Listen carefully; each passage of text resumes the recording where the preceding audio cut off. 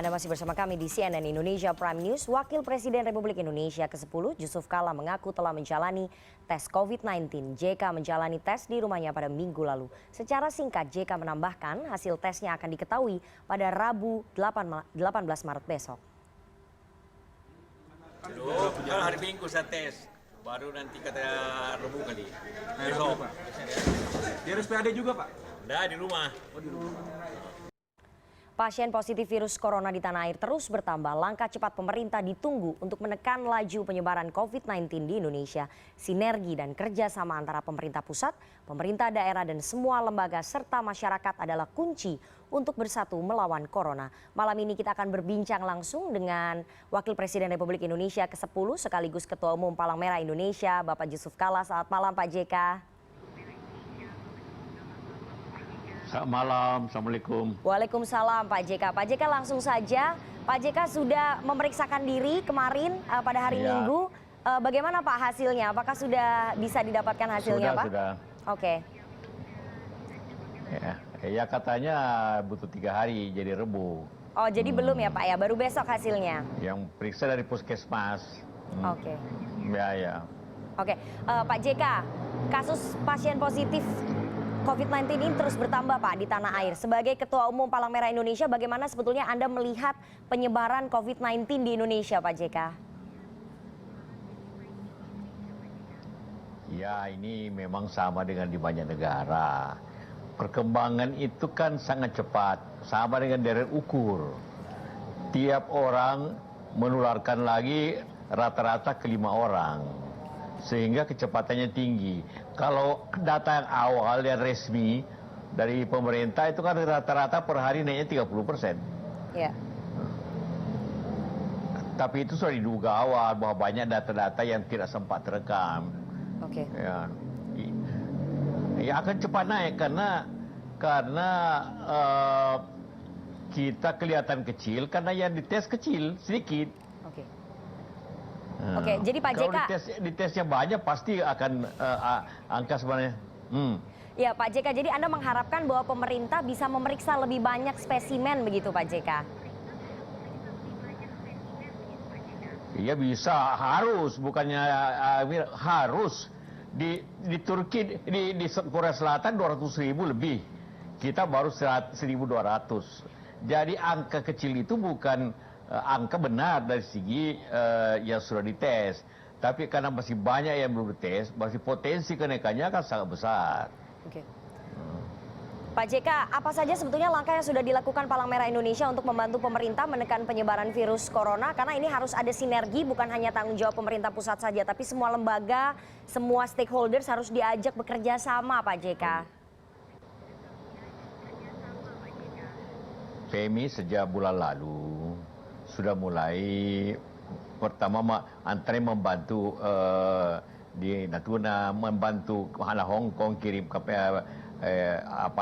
masker, kemudian mengadakan disinfektan, penyemprotan di tempat-tempat umum, apakah di masjid, di gereja, di tempat sekolah-sekolahan. Sampai sekarang kita lakukan itu karena memang tugas seperti PMI itu dalam tahap untuk mencegahnya atau yaitu mencegahnya, mengurangi kecepatannya.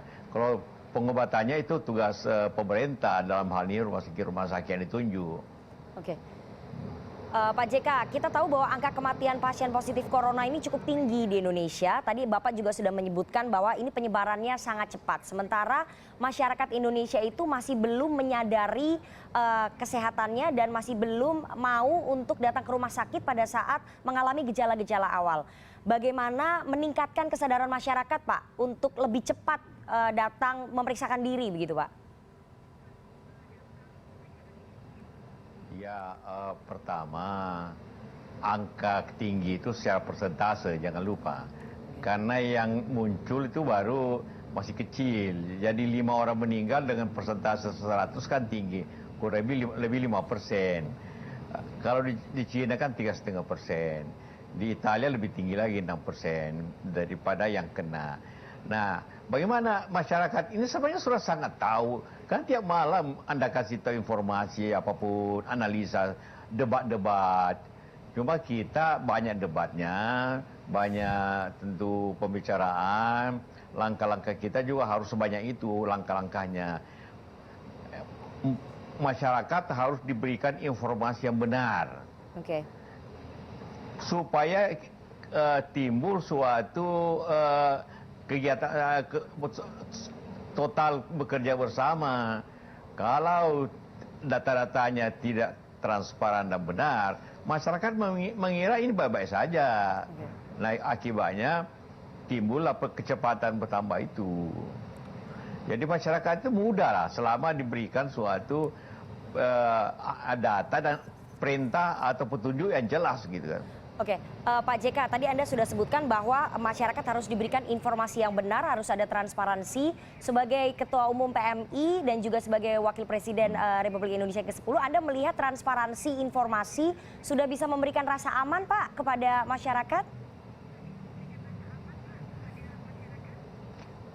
Iya, masyarakat tidak perlu diberikan rasa aman, justru diberikan perasaan waspada yang benar. Tidak mungkin aman. Kita ini siapa saja bisa kena, menteri pun kena, istri Perdana Menteri Kanada kena. Jadi justru diberikan suatu rasa dia waspada bahwa sedikit panik itu mungkin ada saja. Tapi yang penting mereka waspada, tahu bahwa kemungkinan dirinya bisa kena. Jadi orang harus berpikir bahwa dia sendiri bisa kena atau keluarga. Kalau kita hanya mengandalkan rasa aman, maka masyarakat agak teranu aja mensepelekan masalah. Oke, jadi pemerintah terlihat sangat santai, Pak. Jadi sehingga masyarakat juga tidak panik gitu, tidak waspada begitu menurut Anda? Tidak santai juga. Cuma seperti saya katakan, semua orang bukan hanya saya. Dokter-dokter juga minta sebenarnya datanya berapa sih? Ada di mana? Apa sebabnya apa? Semua ingin begitu. Itu hanya bisa dijawab kalau pemeriksaan dilakukan besar-besaran.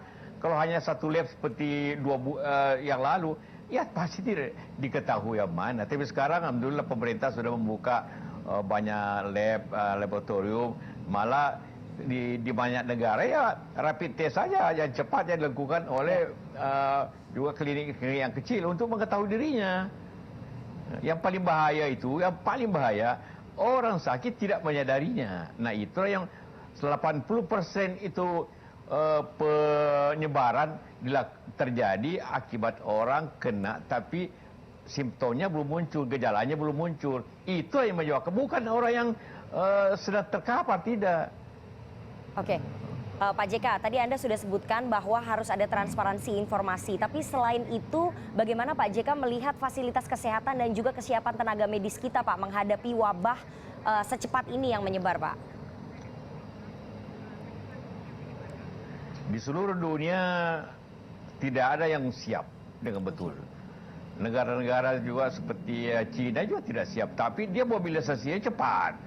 Di Korea juga, di Italia apalagi, di Iran apalagi tidak siap. Karena ini wabah yang kita tidak sangka-sangka aja. Jadi, tetapi mobilisasinya, kesiapannya cepat. Oke, jadi semua negara memang tidak siap ya Pak ya, termasuk dengan kita. Tapi kemarin Presiden Jokowi sudah menghimbau Pak untuk segera dilakukan social distancing atau menjaga jarak. Menurut Anda itu cukup Pak untuk menekan laju pertumbuhan penyebaran COVID-19 Pak? Pasti. Karena itu memang salah satu upaya dimanapun, kan dengan catatan bahwa ini kan droplet, artinya itu bukan dari angin, tapi dari orang penderita ke langsung bisa jaraknya 1 meter, jadi tidak 1 meter. Sekarang pun Dewan Masjid sudah menghimbau, meminta agar orang salat pun jaraknya 1 meter. Oke. Tadi siang Anda juga hadir pada saat MUI menggelar konferensi pers sebagai Ketua Dewan Masjid. MUI kemudian mengeluarkan fatwa MUI, mungkin bisa disampaikan lagi Pak, supaya masyarakat juga mengerti dan juga sadar gitu. Ya, Dewan Masjid yang meminta Majelis Ulama untuk memberikan fatwa soal ibadah, khusus ibadah. Jadi sama dengan apa yang juga telah sebelumnya, bahwa kalau sakit jangan ke masjid. Jangan ke masjid. Kedua, bawa sajadah sendiri. Ketiga, kalau memang itu sudah pada zona merah atau peningkatannya tinggi sekali, maka itu boleh tidak salat di masjid salat Jumat contohnya, di rumah saja. Itu agar jangan terpindahkan. Pak, selain social distancing, kemudian dari Dewan Masjid, dan selain soal social distancing, menjaga jarak, kemudian tadi Dewan Masjid dan juga MUI sudah memberikan arahan ataupun himbauan kepada warga untuk beribadah di rumah untuk sholat Jumat dan juga nanti sholat tarawih. Tapi Pak JK juga sempat menyatakan bahwa opsi lockdown, Pak. Menurut Anda bagaimana, Pak, dengan kondisi yang sekarang, dengan opsi lockdown? Kita belajar daripada negara-negara yang juga kena, yang kemudian cukup berhasil dalam menangani itu. Seperti China, Denmark, kayak Italia tanpa Haiti, kemarin Malaysia, banyak negara seperti Filipina. Ada juga memang seperti Korea tidak lockdown atau tidak mencekal lah gitu kan. Tetapi dia mengambil tindakan yang sangat penting. Contohnya semua orang keluar harus pakai masker. Ketiga harus pakai IT, di mana orang bergerak seperti itu. Dan ya tentu tindakan lainnya ialah labnya diperbanyak, sehingga di suatu kota di Korea itu sampai 50 per lab, di mana pun orang bisa diperiksa. Ya kita terlalu sedikit, cuma satu dulu. Terlalu sentralistik. Itu sebabnya bahayanya seperti itu. Pak, terlalu sentralistik. Anda melihat bahwa koordinasi hanya dipusatkan di pemerintah pusat, Pak. Pemerintah daerah tidak diberikan ruang begitu menurut Pak JK? Nah, saya bicara soal laboratorium, ya. Kalau sekarang kan sudah diberikan kewenangan kepada daerah, daerah sudah mengambil langkah-langkah seperti itu. Tidak mungkin negara sebesar ini hanya dikontrol dari Jakarta, karena begitu banyaknya penduduk dan begitu banyaknya wilayah, maka daerah harus mempunyai peran yang kuat untuk menangani ini supaya berbagi kemampuan. Gitu kan. Pak, kembali tadi bahwa daerah diberikan kesempatan, diberikan ruang karena negara ini terlalu besar. Artinya nanti daerah diperbolehkan untuk memberikan status lockdown atau semuanya harus berada di keputusan pemerintah pusat, Pak, seperti yang sudah disampaikan oleh Presiden? Ada kan undang-undang tentang wabah yang menentukan itu apa yang diatur oleh pemerintah daerah dan pusat juga bersama-sama. Bersama-sama. Jadi itu ada undang-undangnya juga. Jadi bukan hanya tidak boleh sentralistis dulu.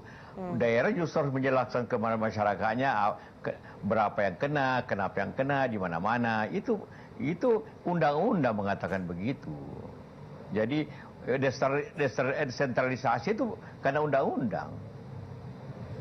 Pak JK, sebetulnya mungkin Anda bisa jelaskan apa plus minusnya jika kemudian pemerintah kita melakukan lockdown. Apakah kemudian lockdown itu akan menimbulkan krisis ekonomi, Pak, menurut Bapak?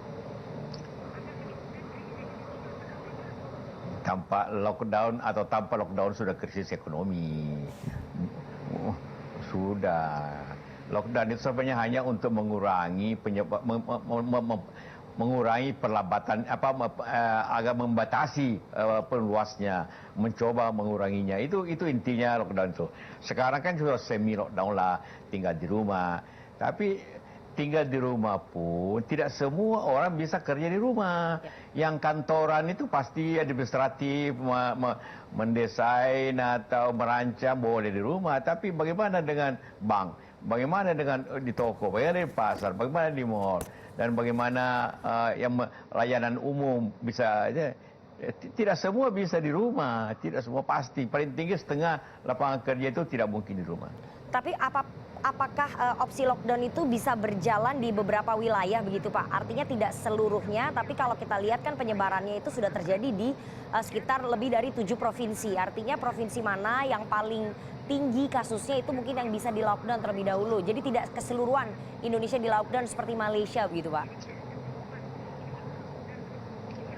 Itu adalah kewenangan pemerintah. Biar pemerintah menganalisa, menghitung baik buruknya. Tapi yang paling penting masyarakat harus mengetahui situasi apa yang terjadi sehingga dia dapat menjaga diri dan menjaga orang lain. Seperti itu.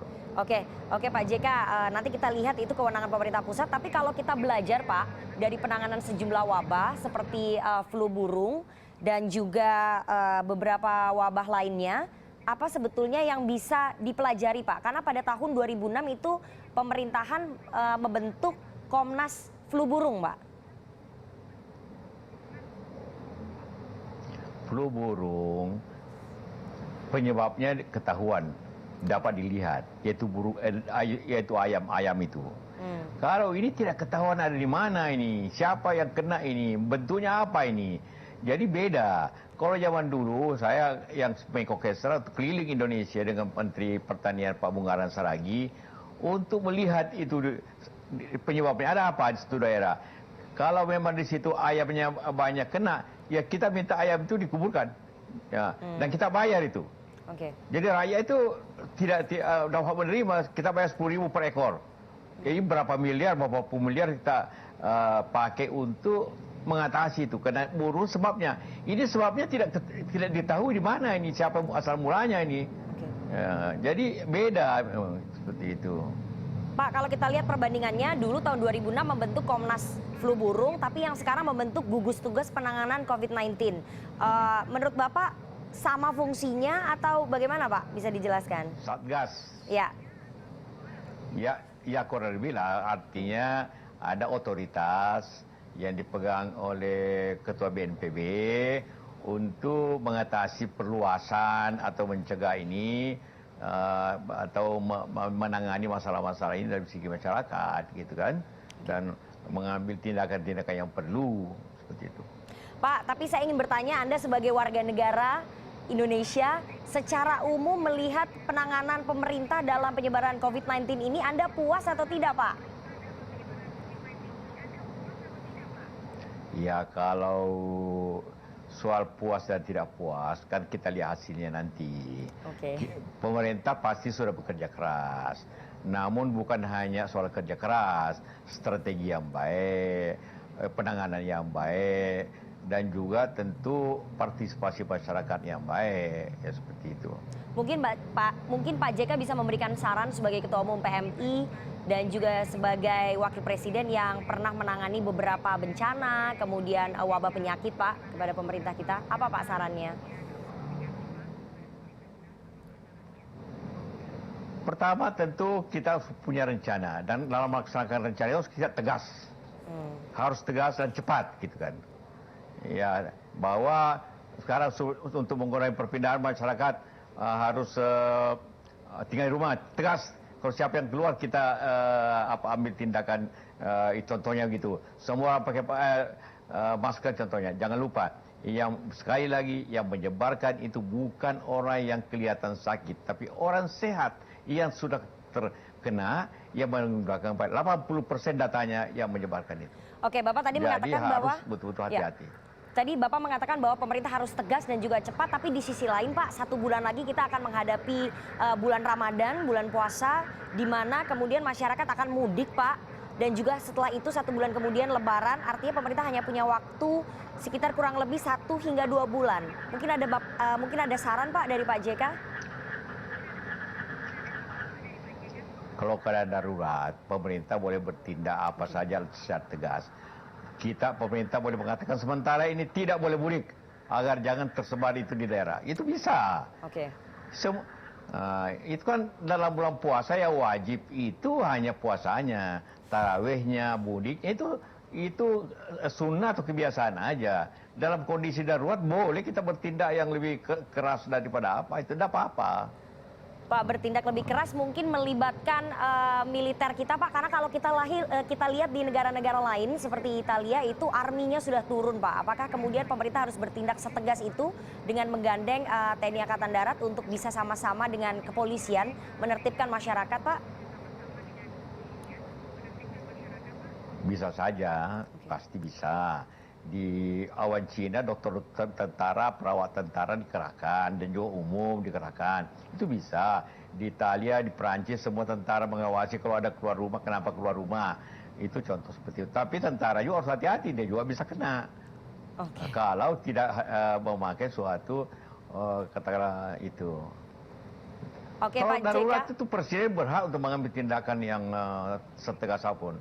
Oke Pak JK, terakhir himbauan Anda kepada masyarakat kita dalam menghadapi penyebaran COVID-19 ini seperti apa Pak?